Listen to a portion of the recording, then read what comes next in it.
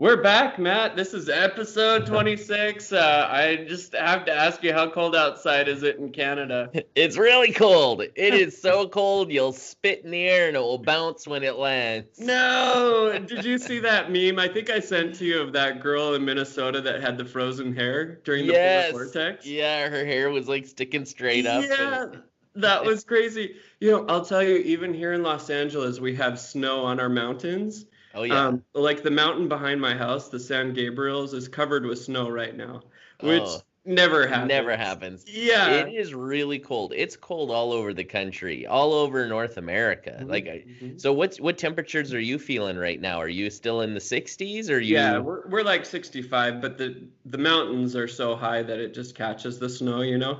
Oh man, it was so cold this morning that it caused a low ceiling. And so all the pollution and smog, which we never get here in Edmonton Oh because we're not big no. enough, was like just dropped on us. So driving to work, I actually started to cough because it was so low, and I drive through the industrial park Holy and cow. it smelled like somebody had their diesel truck running in my face.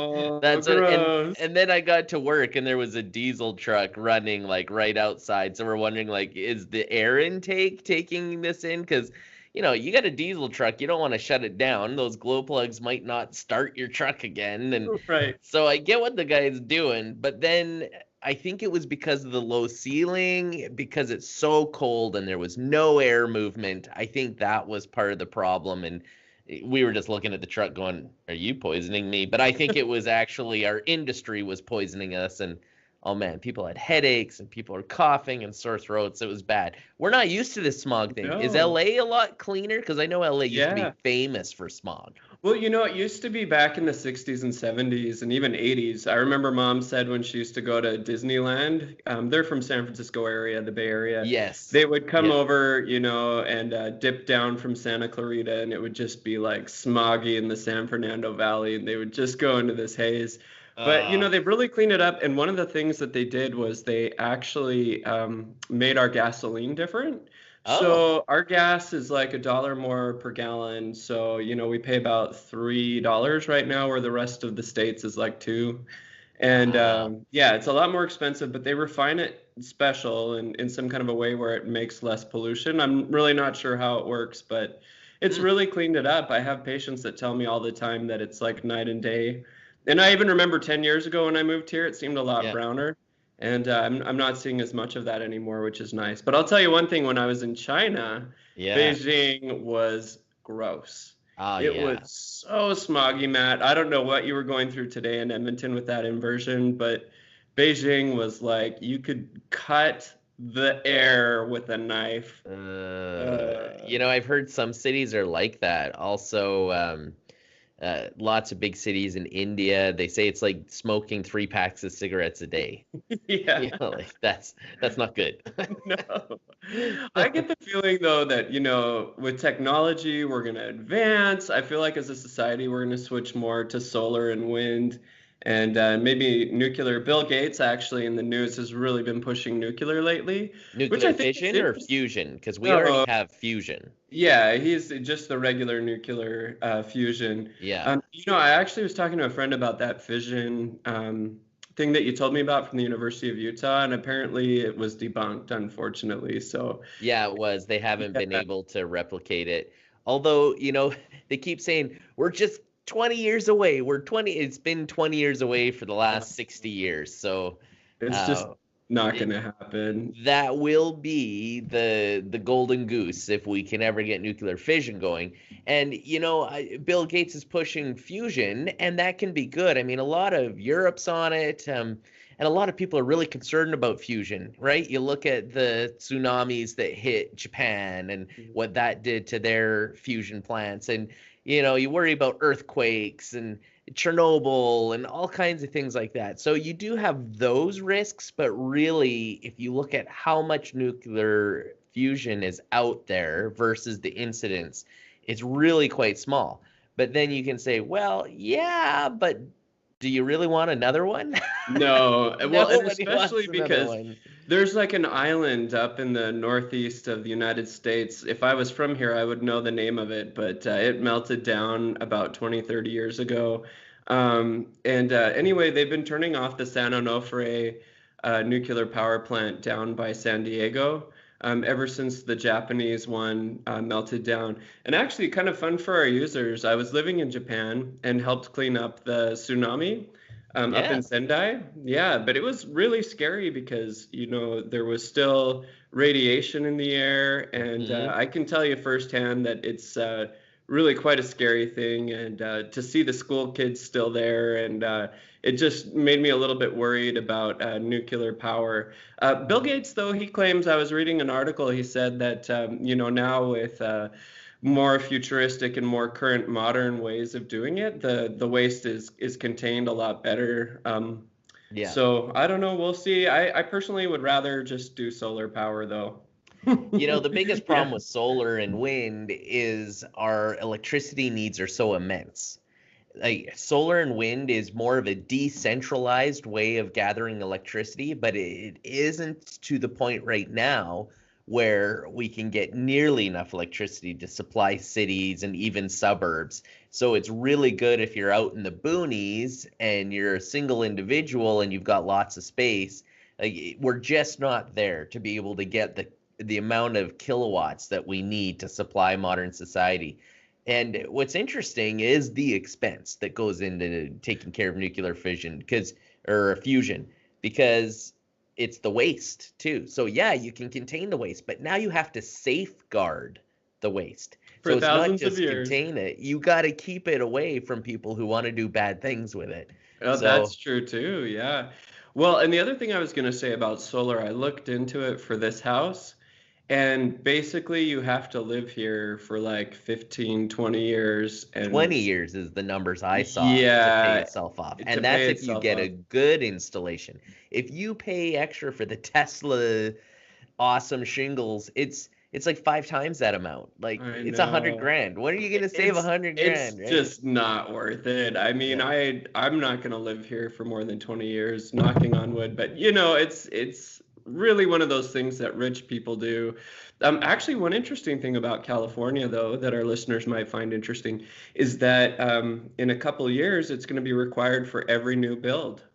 So we have Wow. a lot of new communities around here, out mostly in the desert part, and they're all going to be required to do it.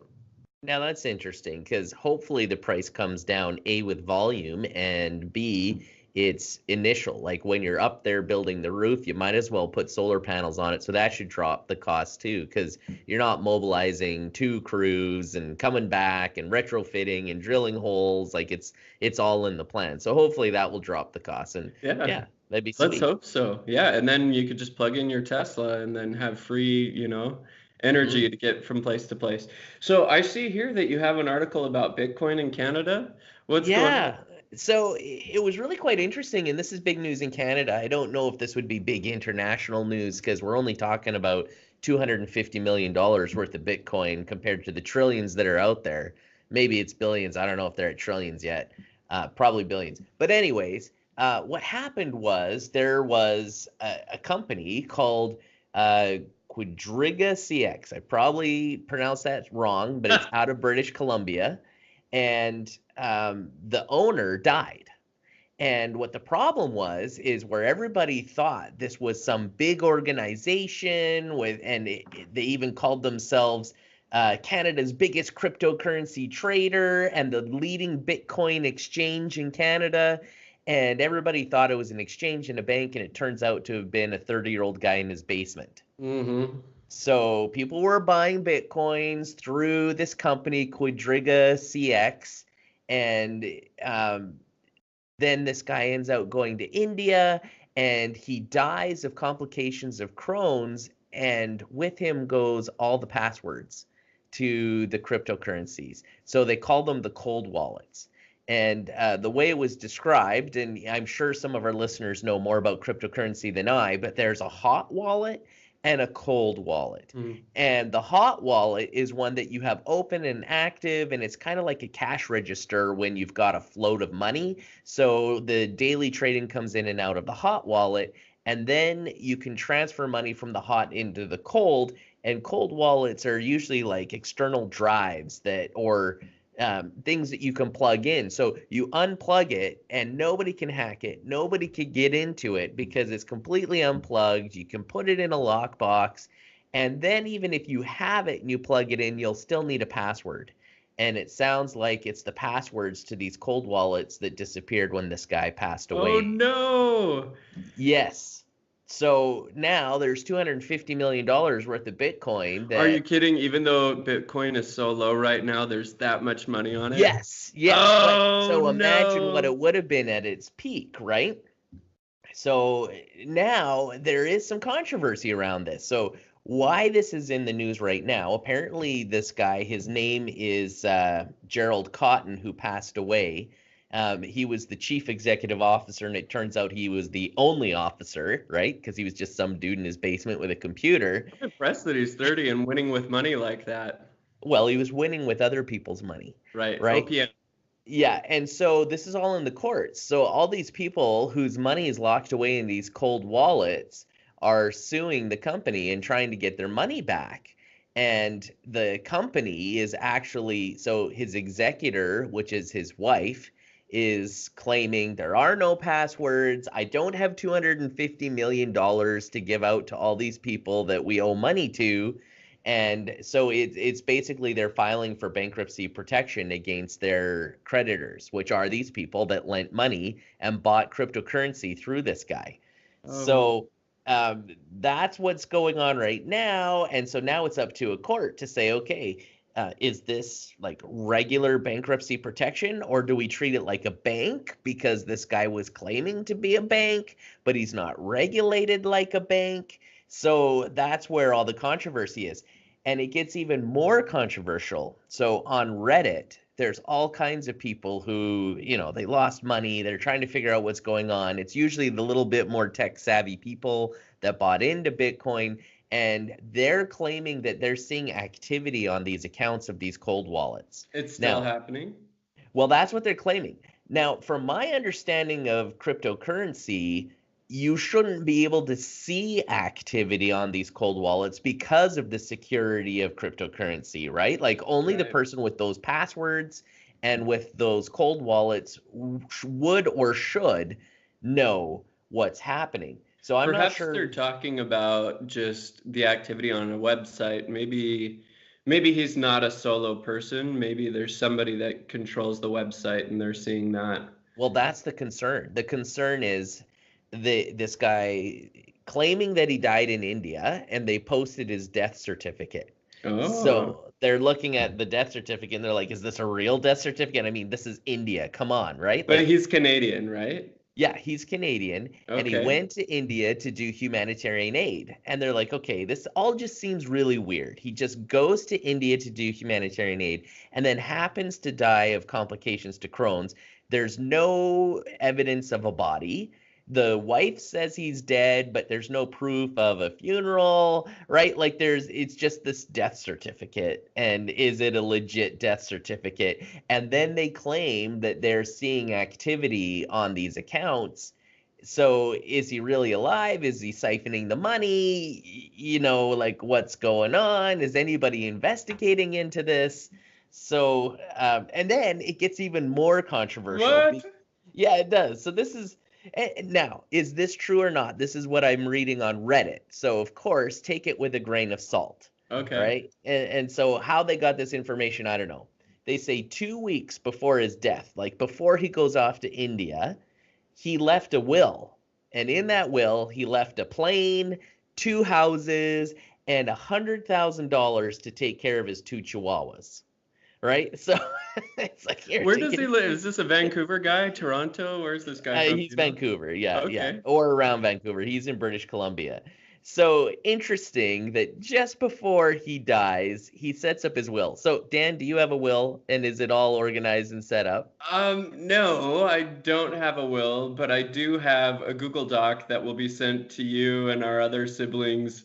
and in case and mom something and dad happens. when I die, and it just Yeah. basically has all my passwords to everything. And Yeah, so that's yeah, kind of like a living will. I've got something similar. So, like the dude's 30, right? Good on him for making a will 2 weeks before he dies, right? Like it's what's all suspicious around this. And why would he consider taking care of his chihuahuas and have that conversation, but not the conversation of, oh, by the way, that $250 million worth of cryptocurrency, here's the passwords, right? Like that's kind of what's suspicious. And of course, people lost money. There's a lot of emotion involved, and people are like, I don't think he's dead. I think he's stealing her money.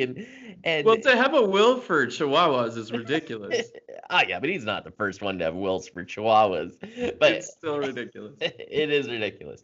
So, anyways, that's what's going on here. Now, there was in the article I read on CBC News, they interviewed a blockchain expert, and the guy's name is David Gerard, and I guess he wrote a bunch of books on blockchain and how it works. And this is what he says. With crypto, it's amateur hour. People assume there are active institutions that operate under rules and regulations, and they operate under very few. It's really hard to tell if a seemingly credible operator is just a guy in his basement. Well, yeah, because they're not going to call you on the phone. No. And if you're a bank, to be registered as a bank in any country, well, let's say Western country, you got to jump through hoops. It's really hard to do. You got to prove you're a bank. You got to prove your creditors. You've got to register. Whereas cryptocurrency, right? This dude claimed to be the biggest guy in Canada, and he was just some dude in his basement, right? So, anyways, you gotta. It makes you wonder. And then there was a question that was asked, and this was actually not really a question, it was a point, and I think it was very valid. This was in the comments at the bottom of the article, and there was a guy named Alex Reddy who said this. He says, you can't have it both ways. The whole point of crypto is to avoid the control of Big Brother. So when things go south, you can't expect Big Brother to come in riding to the rescue. So Big Brother will be the government. So, some people are saying, well, we need to regulate cryptocurrency and we need to have government controls. And yeah, that's great. But the whole point of cryptocurrency is to avoid that kind of control. But now you're in this situation where because there's no oversight and rules and regulations, You just lose it all. yeah, this guy's, even if they find the cold wallets, which they probably have, without the passwords, that money's gone forever. Well, here's the thing. When it comes to Bitcoin, not like our users are buying up a lot of Bitcoin right now. I mean, it's so cheap, which is good and bad. I mean, if it goes back up, you'd be buying it at a deal, but I get the feeling it'll probably fall again. When you have Bitcoin, don't put it on an online wallet. Even if it's Yeah. at a really good site that's reputable, download it, put it on your own USB drive. Because then if somebody dies, that that blockchain company that you have your wallet on, you're not going to lose your money. I know Yeah. it's more convenient to have it in the cloud. You're at work, you're at Your home. cold wallet, right? But there are a lot of people in the past who bought Bitcoin when it was like under $100, and they put it on flash drives or hard drives or just left it on their computer and then forgot about it. And then they upgrade their computer or buy a new computer, and they're like, oh man, it's worth 18 grand. Where is that, right? Like, I know, but even yeah, like think about Coinbase. So Coinbase is one of the biggest Bitcoin places that people buy. Also Binance. Those places, you don't know what they are. Like, yeah, you have no clue. I mean, even if you did find that they have an address somewhere in San Francisco, I just wouldn't trust a big company like that because Yeah. something crazy could happen. People could hack into their servers. I think you just need to have it physically somewhere. Just get organized, put it on a Yep. USB drive, put it in your safe. The more you can control it yourself, the better. And put it in your safe so you don't forget about it later when you upgrade your computer. Yes. And it was interesting. They were interviewing a guy who had lost around $15,000, and which, is pennies compared to, I'm sure, some of these other clients. And he was saying, look, I thought it was reputable. I researched the company. They had an address in Vancouver City, right? Uh-huh. And it was a downtown address and it looked legit. Well, I had something very similar happen in the past when I invested in overseas markets, and That's they had right. an address in London, England, and Right. I Google mapped it and I called them, and like it looked so legit, and it was like smoke in the wind when they disappeared. Well, did I tell you when I first started my business here in Los Angeles, I just went to a mailbox store and was like, "Hey, can I use your address?" And then for $50 for the whole year, I used their address. So I Yeah. could have put it up on my website and you could have Google Street Mapped it and seen a big building, you know? And you can post Yeah. pictures which may not even exist, right? Like Yes, there's yeah. all kinds of things you can do. So, and when you're dealing with cryptocurrency, and maybe we'll get some angry comments on this, you're not dealing like the history of it and the people who've used it in the past have always been a little shady, Mhm. right? Like if somebody's gonna put ransomware on your computer, what are they asking for? Cryptocurrency, right? If somebody calls you in the middle of the night and says your computer has been hacked, turn it on, give me some cryptocurrency, or hey, your taxes are late, you can pay them in cryptocurrency, right? Yeah, it's always sketchy. Yeah, so it's not like you're walking the line with cryptocurrency. It's not totally legit, even though a ton of people got into it when it's doing its big run up. There's still risk and volatility, but Dan, when there's risk and volatility, there's money that could be made. So True. if you feel like rolling the dice, by all means, go in it. And I'd love to hear from our listeners. Uh, do you play in cryptocurrency, and what do you think the future is? Well, you know what happened to me, Matt, last year when it was super hot, everyone at work was buying it. And so I thought, I'm going to do a $100 experiment. Yeah, yeah. So I bought Bitcoin, I bought Ripple, and some Your of the other ones, Ethereum. Ethereum, yeah. Yeah, and so I just split it 333 like into thirds, right? $33 each. You Yeah. want to guess how much I have now? $33. $12. 12. Yeah, I turned $100 into $12. Hey, at least it was only $100 and not If a hundred I thousand. 100,000 yeah, I Yeah. mean, that's one of those things where you need to be rich first, and you need to be okay with losing money, Oh yeah. because that's very volatile, like you said, and people do make a lot of money. And I get the feeling that the people that are making the most money are the people that are actually taking the fees when you purchase things with Bitcoin or when you move Bitcoin from place to place. That's Like where this the real guy who money's made. just died in India. That Yeah. guy in India Yeah. from Crohn's disease. Look, I know Crohn's disease sucks, and I would never wish it on anyone. But I Never. don't know a lot of 30-year-olds that are dead from it. Do you? I mean, it's possible from in Well, Canada. I know somebody who had some severe operations and almost died from those operations, and he's doing just fine now. But yeah, like it's just why would you go to India if you have complications with Crohn? You're gonna stay. Yeah, that makes no And sense I'm to me. not saying he didn't, right? And Yeah, if he really is dead, I mean, there's a widow and two chihuahuas, like $100,000 richer. So let's move on to this Apple FaceTime bug. Did they actually disable it finally? Yeah, they did disable it. So let's catch our listeners up. Last week, there was a bug that was discovered in FaceTime where you could actually listen to somebody's conversation before they answer the phone. So the way it worked is you would call somebody up on FaceTime, and then before they answer, you try to merge somebody else into the FaceTime call and do a group FaceTime. And if you did that, then you could hear the microphone of the person that you originally called before they even answer it. How did it take this long to figure that out?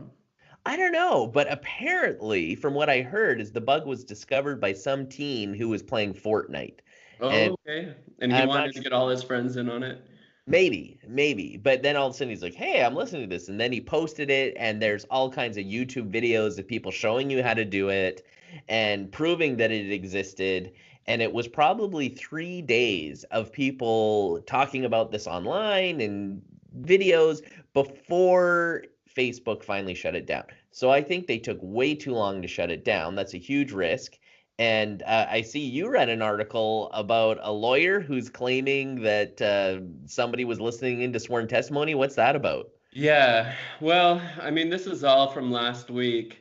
One interesting thing is that kid who discovered the FaceTime bug, the teen, Yeah. Apple might actually give him money, according to Oh, an article that I read online on Slashdot. So that's pretty exciting. yeah, good for But him. yeah, apparently this lawyer is stating that with one of his cases that he was on, the FaceTime bug actually compromised his client.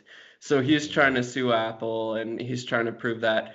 Honestly, I don't know if he's going to get very far, and it just seems a little too convenient to me that just as soon as this bug was found, it happened to be used on his client. So And I don't how know. did they get sworn testimony, right? Like, Yeah. what did they know they were giving sworn testimony? And I'm gonna call him right now. Like, come on. Yeah, come on. I think it's probably a stretch. So I'm excited for some new Samsung phones. There's some leaks, right? Yeah, actually, I love this. The leaky ship. And I we can never really tell if these companies are leaking these things on purpose. And we know some companies do, like OnePlus does, and we know that, man, it looked like Google was definitely leaking the Pixel 3s before they came out. And so now it's Samsung's turn, and we've had quite a few leaks, and here's two new ones. So there was a screenshot that came out, and it showed that the Samsung Galaxy 10 with the little pinhole and picture for the camera, that it had a cryptocurrency wallet built in. So there's been rumors in the past that Samsung was going to have a cryptocurrency wallet, just sort of like Samsung Pay, but it's specifically for cryptocurrency. So if this leak is true, and it looks pretty legit, when we get to the Unpacked event at the end of the month, they'll probably announce, "Hey, we're really late getting to the cryptocurrency thing, but now you got it on your phone." And they'll probably say, "Look, you've trusted us with Knox, which is our security software. You trust us with your retinas because we map your retinas and your fingerprints. And if you start licking the phone in the future, maybe that's how you're going to get it. If you trust us with all your biometrics, why don't you trust us with your cryptocurrency?" Thank goodness it's Korea and not Huawei, right? Well, yeah. So, okay, I'm going to ask you, Dan, would you feel comfortable using a cryptocurrency from Samsung? Here's some interesting things about it. First of all, I want to know, are they storing this on the cloud or is it going to be actually be on your phone's hard drive? No idea. Okay, I so would assume the cloud. That's my assumption. here's what I have to say. Maybe even 10 years ago, walking around in a big city, I was a little more paranoid about my wallet getting stolen. Hmm. I feel like in the last 5 years, here in Los Angeles, every time I've been in New York, I never feel like someone's gonna rob me because if they do, I can track my phone, and thieves know that Yeah. you can use the Find My Phone option. I never carry cash because I do everything through my Mm. credit card or Venmo or Apple Pay. So there's really nothing to steal. If you introduce a new cryptocurrency wallet where I'm storing thousands of dollars on a cell phone hard drive, Yeah. suddenly there's a reason for thieves to steal your phone. And what if in years from now, it's got to be the cloud? Because imagine this, years from now, you upgrade your phone, right? And then you trade in your phone, even if you wipe it and you like set it to factory settings. We know that doesn't get rid of everything that's on that hard drive, Yeah, what if somebody finds your right? keys and stuff? Yeah, Yeah. because there was a story that came out last year of a girl who had sent in her iPhone when she upgraded, right? She got like the $200 credit or whatever, and she was a teenager, and some creepy dude in the Middle East goes, "Hey, I've got your phone, and here's some pictures of you that you had saved." Like she had wiped the phone, and he had these pictures of her, like she's a teenager, and I think they were like not good pictures, right? Right? And so she's underage and she thought it was all clean and this dude's got it. Like, how creepy is that? Now imagine that's a reality, but with cryptocurrency. I just am not a big fan of carrying more sensitive stuff in your pocket, you know. Like I said to you before, if you're going to buy Bitcoin, put it on a USB drive, lock it in your safe at home. That way, if there's a fire, it's safe. If you jump in your friend's pool with your phone in your pocket, you're not losing all that cryptocurrency. If it is on the cloud, then Korea doesn't have all that money. I don't know. Just be careful with your crypto. Yeah, it's probably Yeah. on the cloud, guaranteed, but still, you're trusting Samsung with your cryptocurrency. So, to And be they could be honest, hacked even if it's a really reputable yeah, company. I mean, big companies sure. get hacked all the time. Yeah, they do. I mean, we talked about who was the Swiss Chalet got hacked, right? That's right. So Harvey's, Carl's Marriott, Jr. the Marriott Yeah. Hotel got hacked. I mean, Marriott, the Marriott everybody's Hotel. If the Marriott Hotel is getting hacked, Samsung is going to get hacked and it's going to take your cryptocurrency. You heard it here. You heard it here. And if The you're Tech some Time dude in the Podcast. basement selling He's cryptocurrencies, going to go to India and get Crohn's disease. yeah. Put all your money to his chihuahuas back in Vancouver. Yeah, so anyways, I don't know. I'm still up in the air with that. I still feel safer with Samsung or Apple having access to my cryptocurrencies if I was to get into it than, say, Huawei or OnePlus, just because of the location where they are. And that's a Western bias, I'll admit it. But I like your idea. Just don't do it. Just don't do it. Don't do So it. that is our episode for this week. We love getting your comments. Thank you so much for all your YouTube comments and for everything on our podcast. Please share the love and give us a 5-star rating on iTunes or wherever you listen to your podcast. Please send us more comments, and we will catch you next week.